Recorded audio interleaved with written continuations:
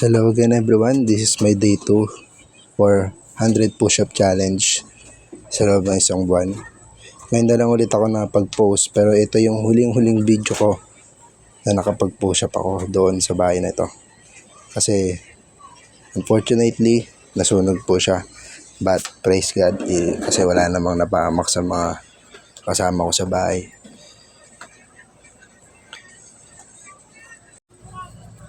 Ayan, tapos ko na yung first set. So actually, tinatarget ko dito na matapos yung 100 push-up in just 5 minutes. Kasi ang record ko dito, personally, is 3 minutes. Tapos ko yung 100 push-up.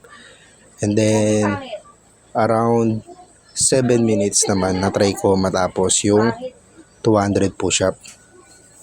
So it's kinda hard for me na simulan po ulit ang workout. And then, mapulpil itong vlog natin na tinatapos natin na 100 push-up a day challenge kasi tulad nga yan, nasunugan kami and then wala kaming natirang kahit ano except sa ilang mga gold tsaka ilang mga papeles na salamat at papuri sa Diyos at naisalba. Although ilang mga school requirements, school information, yung mga papeles namin doon na hindi na na-save, pero sa awa ng Diyos kahit papano may na-save kami at walang napahamak sa pamilya ko. So yun, napagdesisyonan ko na hindi ko ititigil itong 1 month challenge ko since etong workout na to na pinapanood ko sa inyo ngayon ay ang challenge for the day Sunday, no, nitong Sunday, and then napagdesisyonan ko na yung rest day ko is yung Monday na lang since nung Monday din kami nagkukay kung may mga natira pa din sa nasunog na bahay. Laking pasalamat ko sa Diyos kasi kahit papano may matutuluyan naman kami dito sa mama ko.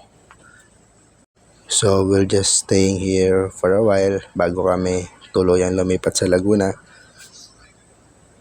at doon na kami magsisimula ulit.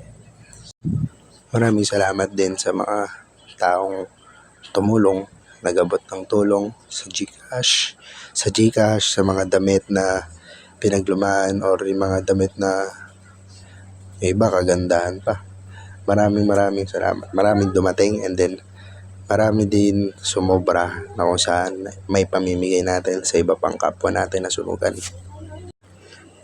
Some people say na mas mabuti pa daw na nakawan na lang kami kaysa nasunog yung buong bahay. Mahirap kasi parang nagsisimula ka nga naman ulit mula sa pinakasimula.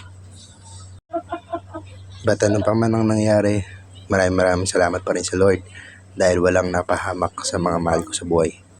And I believe at all times naman na sinamahan kami ng Lord, sinamahan ako ng Lord throughout the journey of my life. I believe na may plano siya. So may nawala at may dadating. Ang Lord yung nagbigay at ang Lord ang kukuha ng lahat.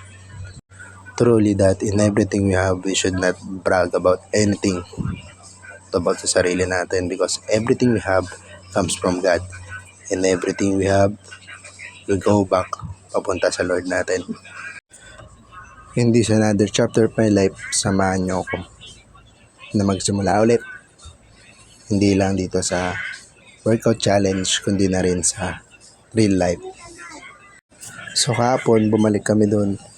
Ito yung nga tulad sinabi ko kanina, nagkukay-ukay kami, naglinis-linis kami, nagbawas-bawas kami na makakalat doon. Sinamantala na rin namin na nando doon kasi yung mga bombero at yung truck ng basura na naghakot ng mga kalat-kalat sa mga bahay. Kasi kapag isang araw lang daw sila maghakot, and then kinabukasan, yung araw is wala na sila. Kaso dahil hindi na kinaya ng katawan ko, hindi talaga namin natapos yung paghakot. And then iniwan na lang namin yung trabaho sa kapatid ng girlfriend ko, which is naghanap sila daw ng mga magbubuhat, maglilinis doon sa bahay. We cannot bring back yung panahon bago mangyari mga bagay na ito. But one thing is for sure, habang may buhay, may pag-asa. And just like ngayon, as you can see, habang nagpo-push up ako, hindi ganun kadali. Kung dati kaya kong tapusin ng 100 push up, Although yun ang inaka na you have to keep pushing para matapos yung challenge ito. Although dati nga, kaya kong tapusin itong 100 push-up in just 2 sets. Ngayon, ibang-iba na. Sabi nga ng business partner ko, ang pinakamahirap yung magsimula.